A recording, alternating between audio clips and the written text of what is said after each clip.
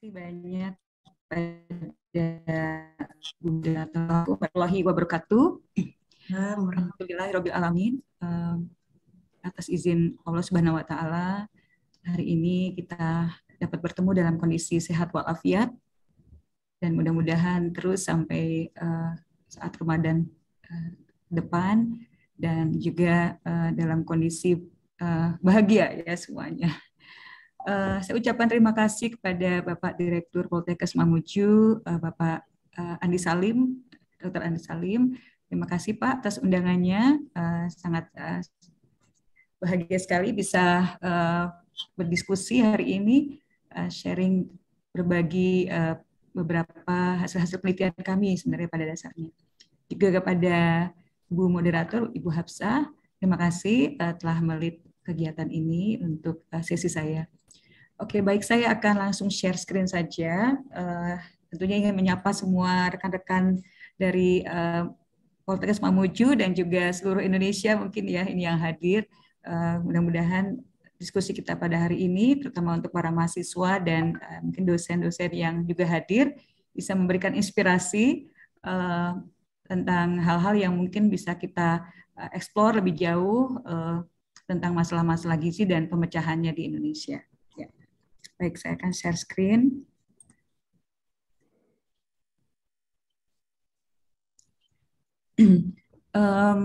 Saya akan fokus presentasi ini pada penelitian yang kami temukan ya sebenarnya, karena memang banyak sekali pastinya penelitian-penelitian lain di seluruh dunia ya. Ada beberapa nanti saya juga akan sampaikan beberapa hal dari seluruh dunia. Nah, akan fokus pada tren obesitas, kualitas diet, gaya hidup, dan faktor psikososial pada remaja.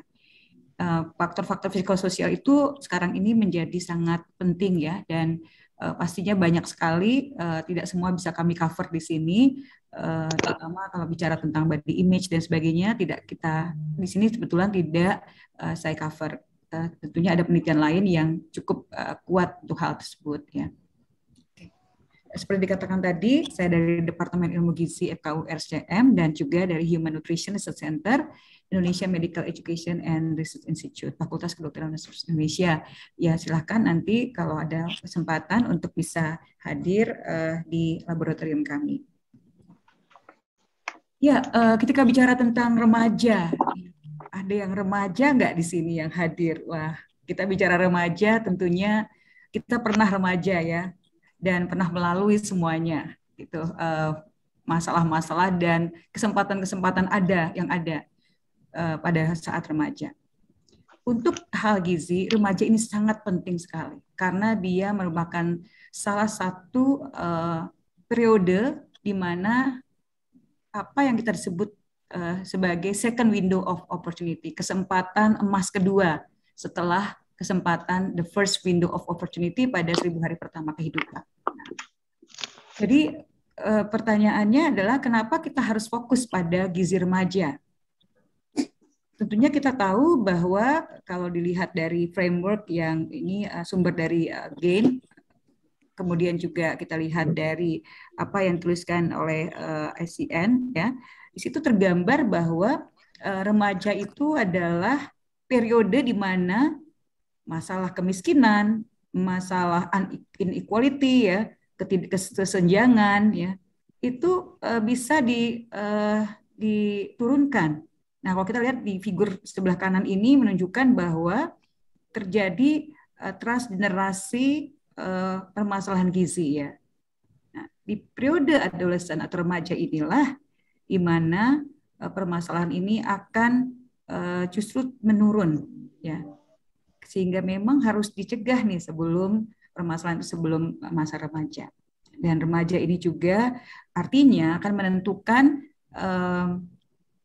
kualitas daripada generasi ke depan ya. Jadi kalau kebetulan gizi yang diberikan baik dan kemudian berbagai hal yang berhubungan dengan stimulasi psikososialnya baik, tentunya dia juga akan menurunkan atau memberikan pengaruh pada generasi ke depannya juga baik. Tetapi kalau sebaliknya, kalau dia awalnya sudah mengalami stunted atau dia mengalami obes ya, tentunya akan juga mempengaruhi generasi berikutnya. Tidak hanya 10 atau 20 tahun ya, tapi bisa sampai 100 tahun ke depan. Nah, ini artinya memang penting, bisa sampai generasi pengaruhnya, 3 generasi pengaruhnya.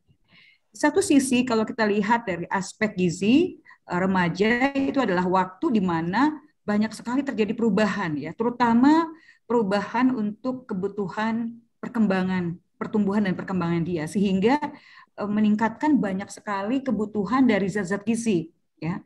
Jadi dan terutama karena pertumbuhan pada saat remaja ini kan cepat ya dibandingkan dengan periode-periode tahun sebelumnya. Ya, jadi sangat cepat sehingga dia membutuhkan banyak sekali asupan gizi yang diperlukan untuk periode ini. Saya tidak akan mengcover tentang kebutuhan-kebutuhan apa, ya tentunya teman-teman bisa mempelajari banyak sekali ya, tapi akan memperlihatkan bahwa memang nanti ada beberapa hal yang berhubungan dengan kualitas diet yang akan kita lihat pada kondisi-kondisi remaja ini. Nah, ini ada salah satu figur yang sangat tua ya dari Calvert ya di Akta Pediatrika, tetapi masih sangat relevan. Di sini menunjukkan bahwa masa remaja itu menyediakan satu periode kesempatan emas untuk juga mengkoreksi kekurangan nutrisi. Ya, maaf kembali.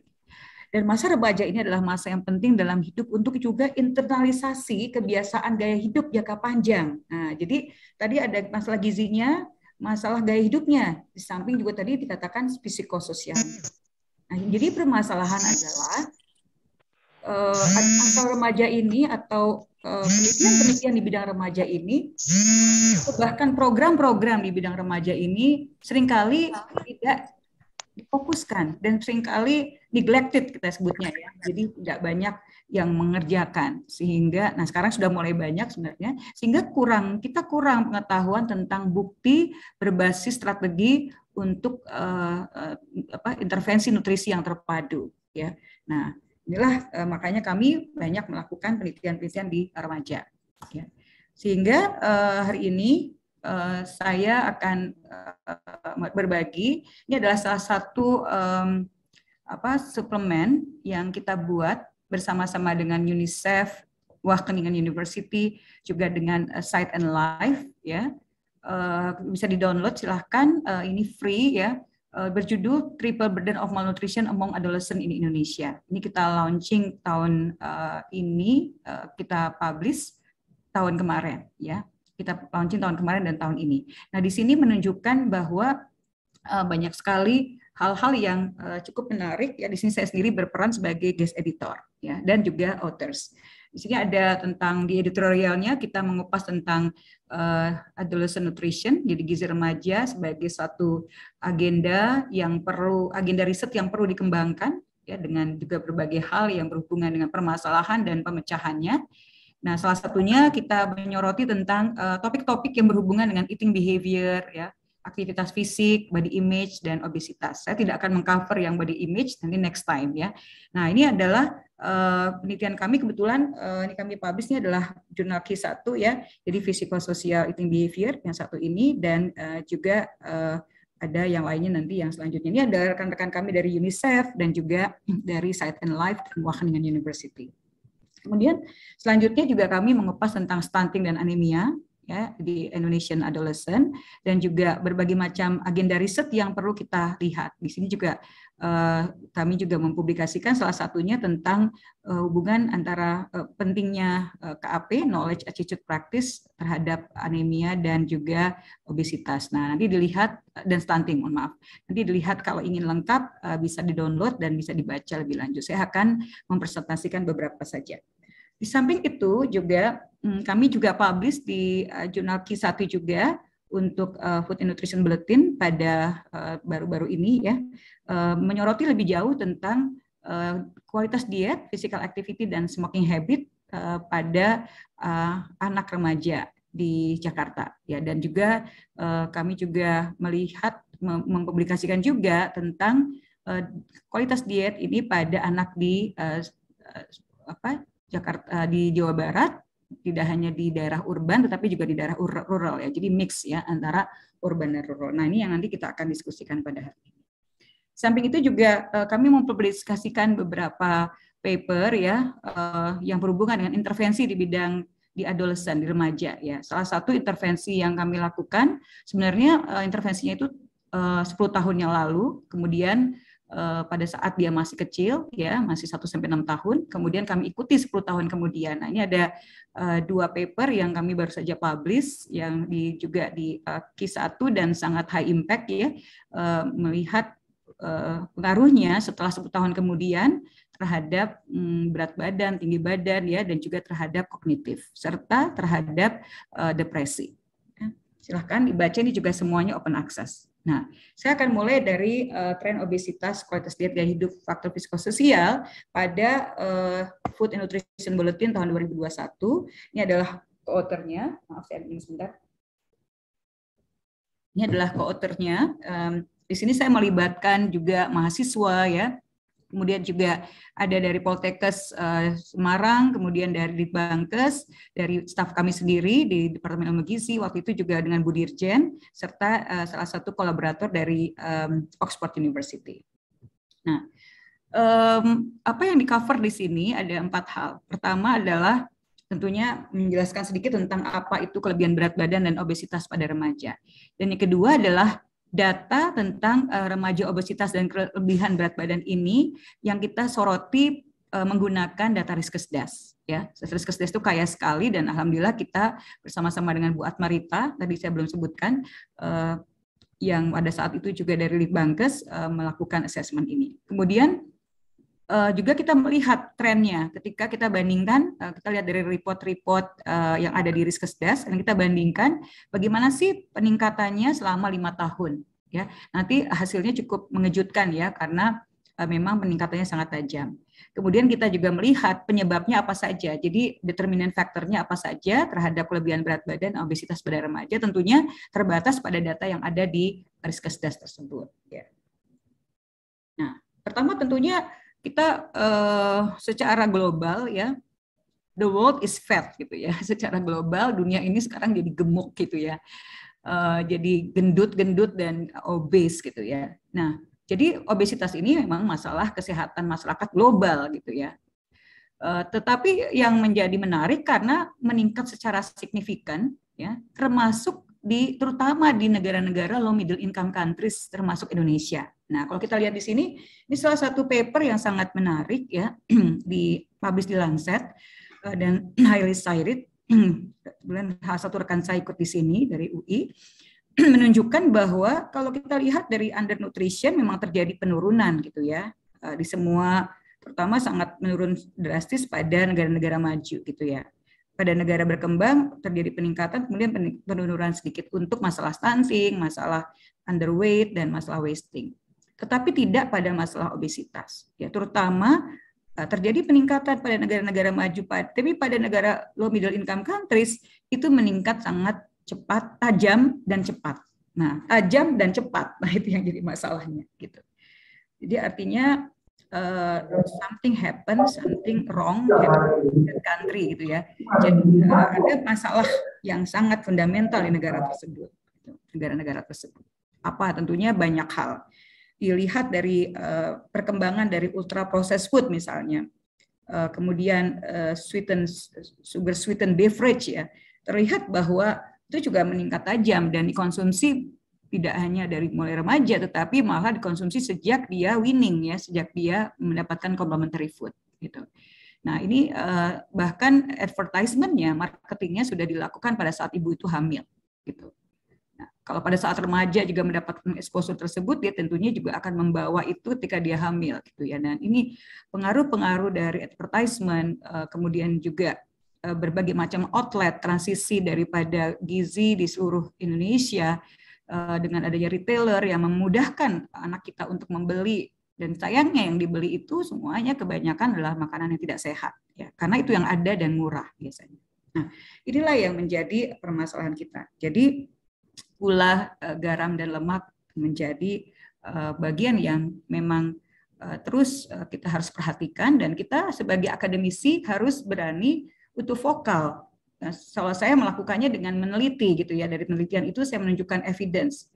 Kita juga harus nanti Poltekkes Mamuju dan juga Poltekkes lain tentunya juga harus punya pemahasiswanya akan dilatih untuk melakukan tidak hanya business as usual ya, pendidikan, penelitian dan tridharma pengabdian masyarakat tapi juga harus dilatih untuk melakukan advocacy ya, advocacy pada policy maker, advocacy pada masyarakat ya, terutama policy maker untuk bisa merubah keadaan-keadaan yang akan menyebabkan terjadinya hal ini, dan juga tentunya untuk bisa memberikan arahan pada masyarakat tentang bagaimana sebaiknya hidup yang baik berdasarkan dari perubahan perilaku. Ya, jadi artinya ini semuanya adalah masalahnya adalah pada perubahan perilaku. Nah, kalau kita lihat data ini ya memang tahun 2017 tapi masih relevan di semua wilayah WHO ya, terlihat memang peningkatan justru tajam di daerah ini ya. Nah, ini termasuk Indonesia sebenarnya. Jadi 48% itu adalah daerah Siaro, Southeast Asia region. Ya, kita tahu bahwa Malaysia itu adalah one of the highest obesity ya in Asia ya.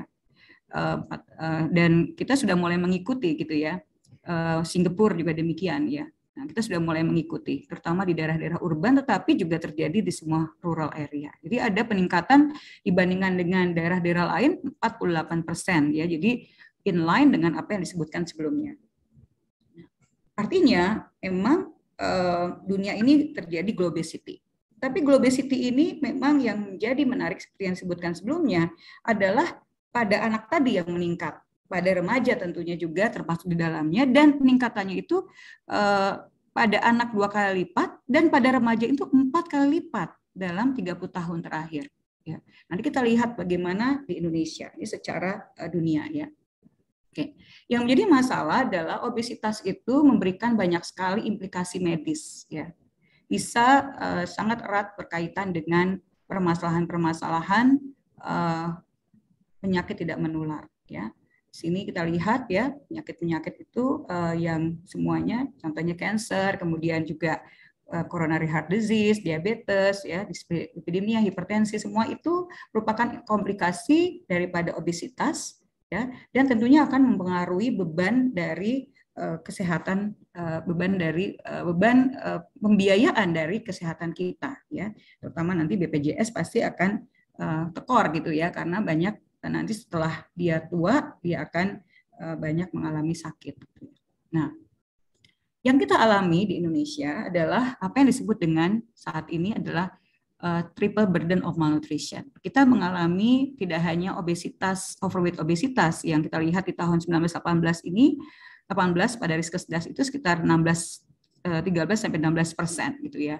Nah, anemia juga tinggi gitu ya bersamaan. Di samping stunting juga masih menjadi bagian yang penting gitu ya. Nah, jadi kelebihan berat badan dan obesitas pada remaja sudah menjadi masalah kesehatan sejak abad 21 ini dan juga menjadi tren yang kuat di Indonesia.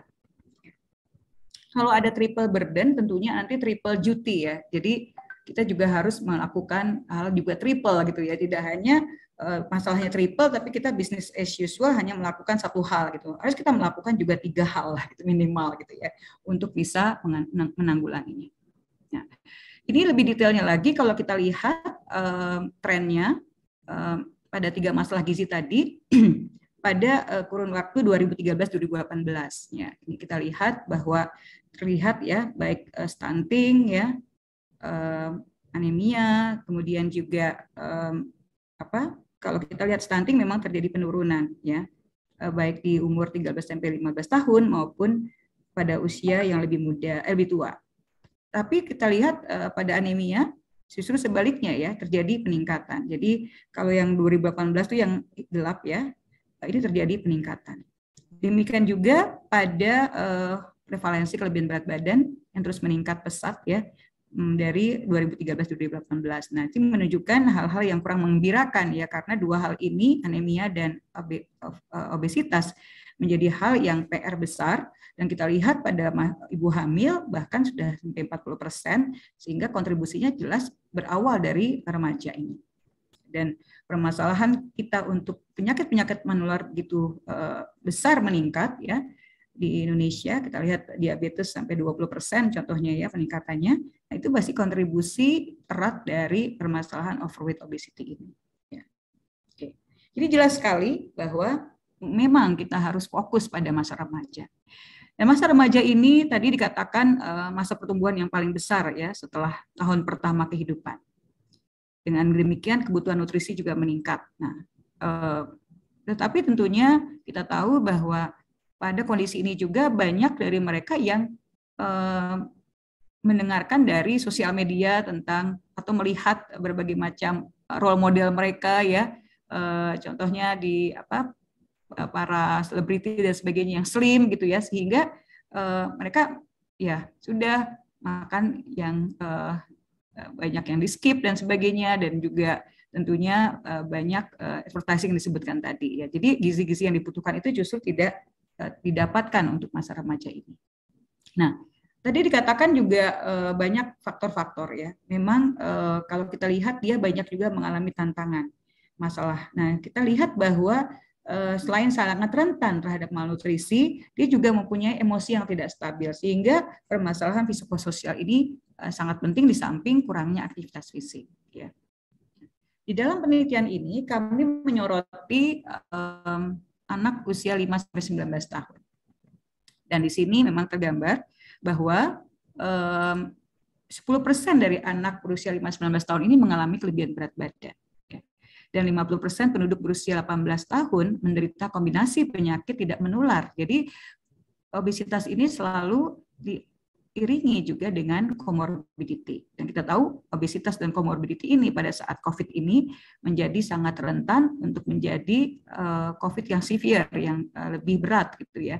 Dan tentunya juga di ICU terlihat di banyak negara bahwa mereka yang obes itu pertama yang tidak hanya pada yang tua, tetapi yang sudah yang lebih muda saja banyak yang mengalami permasalahan hingga kematian. Ya. Kemudian apa yang kita lakukan di dalam penelitian ini, kami melihat prevalensi nasional dan subnasional untuk obesitas dan overweight ini, dan mengidentifikasi determinan ya, dari khusus pada Riskesdas 2013, karena pada waktu itu tidak akses pada data yang 2018. Ya, nah. Data yang kita lihat tadi mencakup kurang lebih 1 juta orang ya, dengan kurang lebih hampir 300.000 rumah tangga di 34 provinsi dan 497 kabupaten. Ada kurang lebih perempuan dan laki-lakinya kurang lebih hampir sama masing-masing, dan dari data Riskesdas tersebut tentunya kita hanya ambil yang adolesen saja, yang remaja saja, sehingga hanya sekitar perempuan 96.000 dan laki-laki 100.000, jadi sekitar 199.000 orang yang kita lihat di dalam penelitian ini. Ya. Datanya yang kita ambil adalah berat dan tinggi badan, ya, yang dimana kita tahu dilakukan oleh ahli gizi terlatih. Kemudian kategori yang kita gunakan adalah BMI for age Z-score lebih dari sama dengan 1 ya, dan juga BMI for age Z-score kurang lebih 2 SD untuk yang obesitas. Jadi kalau untuk yang overweight kita pakai yang plus 1 dan lebih, untuk yang obesitas kita gunakan plus 2 atau lebih ya, untuk BMI for age. Jadi ini adalah indikator yang kita pakai untuk menilai dia obes atau tidak, atau overweight atau tidak. Ini adalah faktor risiko yang kita cover. Kita melihat kebiasaan merokok, aktivitas fisik, gejala depresi, kualitas diet, faktor sosial demografik, dan juga faktor sosial dan tempat tinggal. Ya. Nah, bagaimana karakteristik remaja dalam studi ini? Ya, kita lihat ini kurang lebih dari 198.000 tadi kita ambil 197%-nya saja, karena ada beberapa hal karena tidak kompletan data. Dan kita menyoroti memang juga melihat yang usia 15-19, tapi juga yang 10 sampai dengan 15. Ya. Dan di sini tergambar untuk yang contohnya untuk yang 15 sampai 19 overweight obesity-nya ya kita lihat cukup tinggi, dan terutama pada kelompok-kelompok yang kita lihat di pada perempuan ya. Walaupun nanti kita lihat dari satu sisi juga laki-laki memberikan faktor risiko yang lebih kuat. Ya. Nah, bagaimana trennya? prevalensi remaja.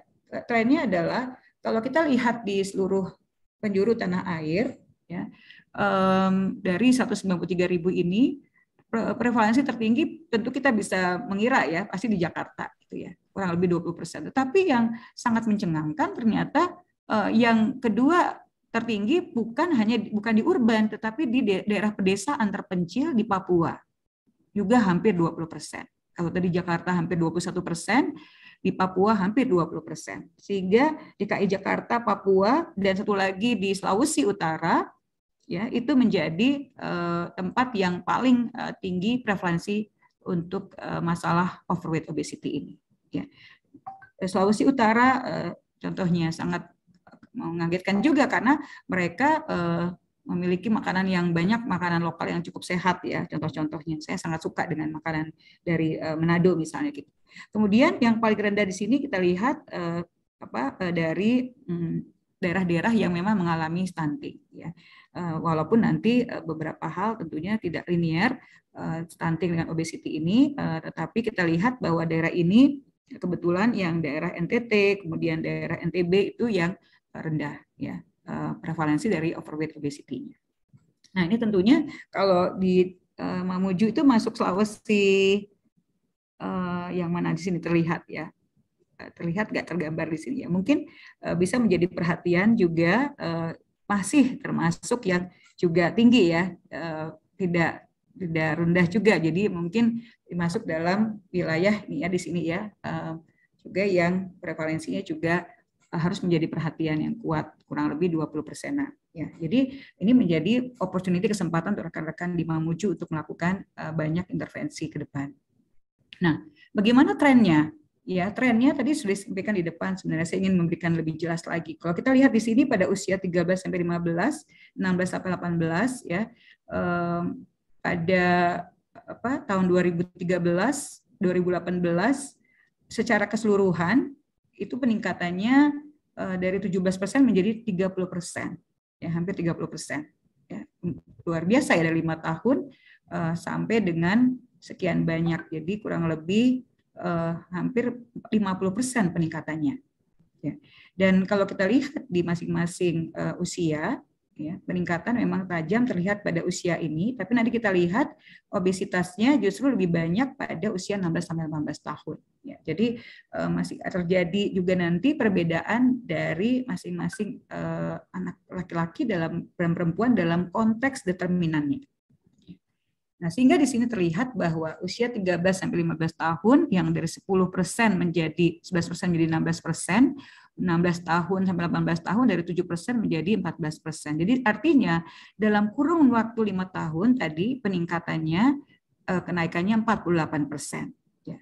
Pada remaja usia muda terutama ya, jadi kurang lebih 5,2 poin persentase, sehingga kita lihat pada yang 16 sampai 18 tahun sampai dengan 85% peningkatannya. Dan ini tentunya akan sangat menunjukkan hal yang menjadi arahan pada intervensi ke depan. Nah, pada usia 5 tahun ini ya, pada kelompok remaja tua 15 sampai 19 tahun, kita juga menyoroti lebih jauh karena datanya jauh lebih lengkap ya. Memang hampir sama dengan tren yang ada di Cina dan Jepang ya, dan juga ada di negara-negara Eropa. Tapi berbeda dengan di Inggris ya, ataupun di negara-negara Eropa lainnya atau di Amerika. Jadi tren obesitas meningkat selama 5 tahun pada usia remaja tua dan laki-laki ini menjadi yang sangat besar ya pada penelitian di Riskesdas ini, dan memang agak sama dengan penelitian-penelitian di negara-negara Asia lainnya. Dan tentunya ini karena permasalahan tadi, permasalahan body image ya, masalah penampilan gitu ya, masalah food consumption pattern, dan juga lingkungan yang obesogenic. Dan tentunya semua ini meningkat karena exposure dia terhadap berbagai macam iklan dan advertisement ya yang ada di negara tersebut. Nah ini kita lihat mungkin sumber-sumber informasinya mereka dapatkan lebih banyak. Kalau kita lihat memang TikTok itu kan paling banyak yang melihat justru anak-anak di bawah anak-anak muda ya, mungkin malah justru lebih muda lagi gitu, atau semua sosial media. Dan screen time itu menjadi faktor yang penting sekali karena itu akan menyebabkan sedentary lifestyle, menyebabkan physical activity mereka menjadi rendah. Nah, kemudian apa saja sih faktor penyebab kelebihan berat badan pada data risk assessment ini? Kita kemudian membuat framework. Jadi bagus sekali kalau kita membuat satu paper, kita buat frameworknya. Kita sesuai dengan memang tidak semua data ada pada Riskesdas. Di framework ini kita modifikasi dari berbagai macam framework ya. Dan di situ terlihat memang banyak hal yang menyebabkan remaja menjadi kelebihan berat badan di sini. Seperti saya sudah sebutkan dari sebelumnya hal-hal tersebut, tapi yang seringkali tidak disoroti adalah faktor sosial dan sosiodemografik serta faktor psikososial dan faktor paternal, yaitu kebiasaan, edukasi dan kerjaan ayah itu menjadi sangat penting juga. Nah, di sini kita akan soroti semuanya di luar tentunya permasalahan-permasalahan pada saat dia real life ya, berat badan lahir, kemudian riwayat keluarga itu tidak kita miliki dalam data ini sehingga tidak bisa kita lakukan. Pada prinsipnya hal tersebut bisa saja berpengaruh. Ketika ibunya obes, bisa saja anaknya obes atau ayahnya obes, anaknya juga obes ya. Entah itu faktor genetik, epigenetik atau kebiasaan hidup bersama di dalam keluarga. Dari sini kita melakukan hierarki logistik regression untuk mengidentifikasi juga faktor-faktor tersebut berdasarkan gender. Ya, jadi gender spesifik kita lihat pada remaja ini. Karena memang terjadi gender spesifik ya dari banyak sekali masalah-masalah kesehatan di Indonesia dan di dunia. Nah, ini adalah indikator yang kita gunakan, kita melihat depressive symptom ya, menggunakan mental health questionnaire.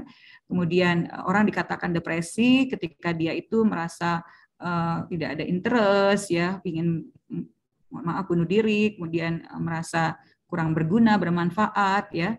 Dan data ini hanya ada pada usia 15-19 tahun, tidak ada pada anak di bawah 15 tahun. Kemudian aktivitas sedentary. Ya, jadi kuesionernya kita lihat bagaimana mereka melakukan aktivitas fisik ya dari mulai screen time, playing games ya, membaca gitu. Dan total sedentary itu kalau lebih dari 120 menit ya. Jadi di sini kita juga melihat konsumsi makanan dan minuman pada menggunakan data yang recall yang untuk melihat bahwa nanti kita kelompokkan 3-6 kali per minggu, 3 kali per bulan, dan juga tidak pernah dilakukan. Jadi konsumsi ini kita lihat dari berdasarkan dari data yang ada. Nah, ini apa yang kita ketemukan? Ini adalah faktor-faktor yang kita temukan sangat signifikan. Kalau kita lihat di sini hampir semua signifikan ya faktor-faktor yang kita masukkan. Jadi terutama kebiasaan merokok, kemudian aktivitas fisik, gejala depresi, kebiasaan makan, terutama konsumsi minuman manis, konsumsi makanan tinggi lemak, dan konsumsi buah dan sayur. Faktor sosiodemografik, faktor sosial, dan tempat tinggal. Kita lihat di sini sangat berkaitan erat ketika kita melakukan multivariat untuk menjadi resiko terhadap overweight obesity untuk remaja di Indonesia. Ya. Nah, ini selanjutnya kalau kita lihat di sini lebih banyak pada faktor sosiodemografinya. Biasanya kita lihatkan pada kondisi edukasinya. Mereka yang memiliki edukasi lebih rendah tentunya memiliki resiko lebih besar ya dibandingkan dengan mereka yang edukasinya lebih baik. Gitu. Demikian juga kalau mereka menikah, terutama menikah muda ya di sini ternyata memang resikonya lebih besar untuk dia jadi overweight obese. Atau juga income ya, income yang lebih rendah tentunya akan lebih tinggi meningkatkan dia untuk overweight obese. Serta berada di urban, rural, urban, perkotaan, masyarakat perkotaan dia jauh lebih tinggi resikonya untuk menjadi overweight obese. Ya. Nah, ini kita lihat juga pada usia 15-19 tahun. Kalau tadi pada usia 10 sampai keseluruhan ya. Kalau khusus untuk yang 15-19 tahun karena dia memang jauh lebih besar peningkatannya, kurang lebih sama sebenarnya hal-hal yang berhubungan dengan faktor risikonya. Jadi tetapi memang gejala depresi menjadi bagian yang sangat penting dalam menjadi faktor determinan dari obesitas ini. Kemudian kita lihat juga bagaimana pengaruhnya dari hal-hal yang berhubungan dengan marital status tadi ya, kemudian income, kemudian environment. Sama dengan penemuan yang sebelumnya, pada dasarnya hal-hal ini sangat signifikan berpengaruh menjadi determinan yang kuat untuk terjadinya overweight obesity. Ya. Kemudian pada selanjutnya kita bisa simpulkan bahwa untuk penelitian ini bahwa prevalensi kelebihan berat badan dan obesitas di kalangan remaja Indonesia itu meningkat pesat ya selama 5 tahun, dan terutama pada remaja yang lebih tua dan laki-laki dengan resiko spesifik gender. Jadi lebih tua dan laki-laki jauh lebih besar dibandingkan dengan wanita dengan resiko spesifik gender. Peningkatan ini tentunya berpotensi karena adanya faktor-faktor penentu tadi seperti lokasi tinggal, menetap, laki-laki, pendidikan rendah, menikah, usia lebih muda, bersekolah atau tidak, bekerja, tinggal di daerah perkotaan, kekayaan keluarga yang lebih tinggi, dan lebih sering mengkonsumsi makanan berlemak. Ya. Nah, apa yang menarik dalam penelitian ini, ternyata bahwa konsumsi buah di sini meningkatkan resiko, dan sayur, jadi kurangnya konsumsi buah dan sayur itu meningkatkan resiko. Ya.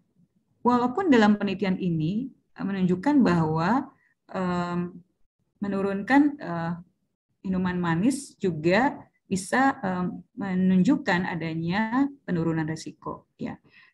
Jadi dua hal ini memang sangat penting, tetapi dia tidak bisa menunjukkan efek atau resiko yang kuat apabila konsumsi makanan tinggi lemaknya masih tinggi. Jadi walaupun dia meningkatkan konsumsi buah sayur, menurunkan minuman manis, kalau konsumsi makanan tidak lemaknya, tinggi lemaknya itu masih tinggi, dia tetap memiliki resiko yang besar untuk terjadinya overweight obese.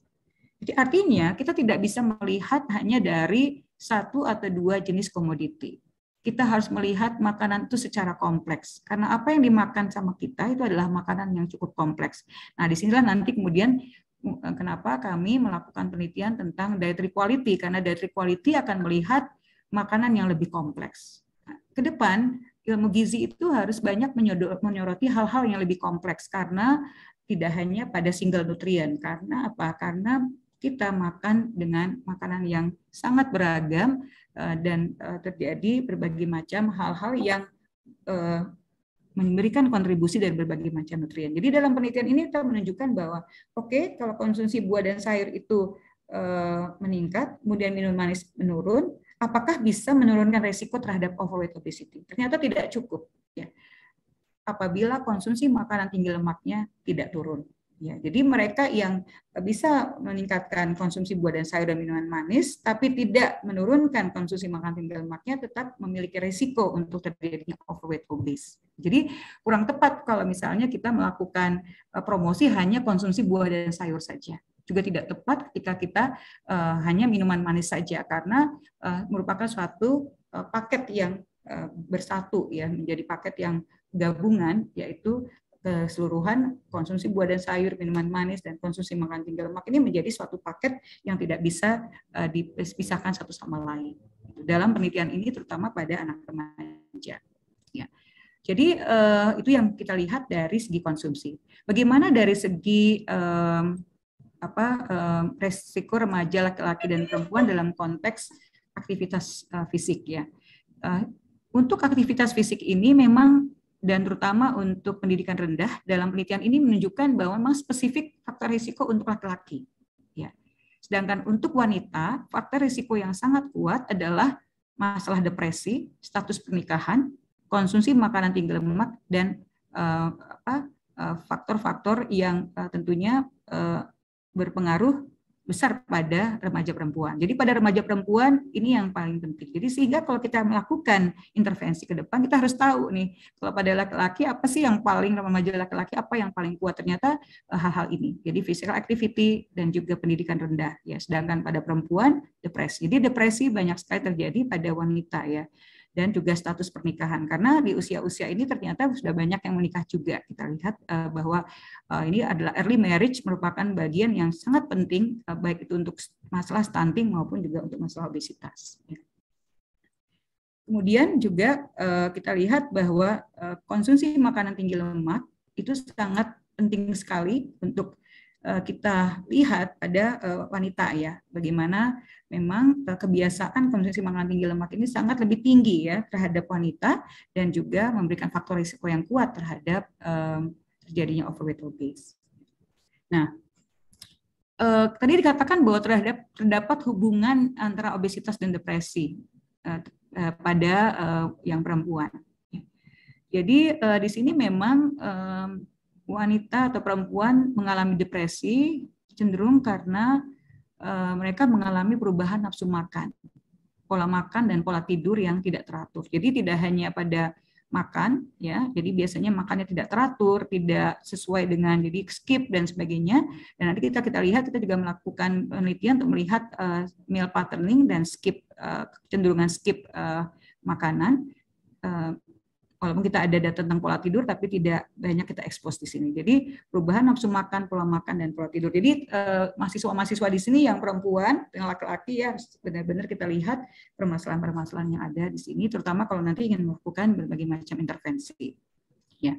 Dan juga hal-hal yang berhubungan depresi ini adalah masalah juga berhubungan dengan keterbelakangan psikomotor, kecemasan ya, somatisasi, dan hal-hal ini tentunya menjadi sangat penting pada remaja yang putri. Oke, nah tadi saya katakan banyak hal tentang dietary quality. Jadi dietary quality ini adalah assessment, kualitas diet ini adalah assessment yang saat ini sangat erat kaitannya dengan outcome kesehatan. Kalau kita lihat di sini konsepnya adalah kita melihat dari Healthy Eating Index atau Dietary Quality Index ya, yang biasa dipakai di remaja, dan assessment ini biasanya kita lihat dari berbagai macam komponen yang dimakan, food groups, yang berhubungan dengan kemampuan dia untuk mematuhi dietary guidelines, ya, pedoman gizi yang ada di negara tersebut. Gitu. Nah, di sini mempengaruhi sekali apa yang dilihat dari berbagai macam dietary quality ini mempengaruhi untuk kesehatan dan juga status gizi. Di samping itu juga sekarang banyak dilihat juga di luar itu ada juga DAS diet misalnya atau AHI ya. Jadi berkembang dengan berbagai macam assessment dan menunjukkan bahwa diet dengan highest quality itu berhubungan erat dengan penurunan resiko terhadap obesity, kemudian resiko terhadap penyakit-penyakit tidak menular, masalah waist circumference, dan juga status mikronutrien. Nah, ini sangat menarik dan saat ini juga dikembangkan sampai kepada inflamasi, kemudian immunity. Kemudian kami banyak sekali melakukan penelitian juga tentang hal ini yang menunjukkan peranannya cukup kuat bahkan pada saat masa kecil sekalipun terhadap indikator marker-marker immunity dan juga obesity. Sehingga ini hal yang perlu dikembangkan juga di Poltekkes Mamuju ya tentunya. Nah, sehingga saya ingin share salah satu paper yang kami publish di PLOS ONE, ini salah satu jurnal yang ternama. Kami bekerja sama dengan Nutrition International pada waktu itu. Ini co-authors-nya juga saya melibatkan mahasiswa S1 bahkan, ya mahasiswa S1 kedokteran, dan alhamdulillah mereka bisa publish di jurnal Q1. Ya. Di sini kita melihat asosiasi daripada berbagai macam faktor diet ya, dari mulai meal patterning ya, kualitasnya juga diversitasnya. Dilihat pengaruhnya terhadap anemia dan overweight obesity. Asosiasinya bukan pengaruhnya. Jadi di sini studi dilakukan di 3 kabupaten di Jawa Barat ya, dan ini merupakan program daripada Nutrition International untuk iron and folic acid supplementation program, dan di sini juga kita melibatkan kurang lebih 34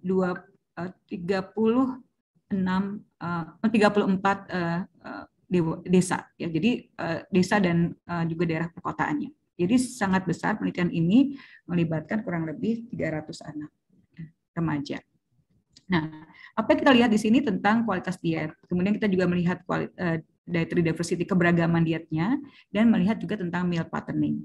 Apa yang maksudkan dengan meal patterning? Di sini semuanya menggunakan data 24-hour recall. Kami melakukan 2 kali 24-hour recall. Memang idealnya 3 kali, tetapi tidak dimungkinkan karena datang ke pelosok-pelosok desa ya pada saat itu. Dan beberapa studi menunjukkan 2 kali ini masih bisa dipakai. Dan di sini kita menentukan rata-rata daripada konsumsi mereka dan juga waktu mengkonsumsinya. Ya.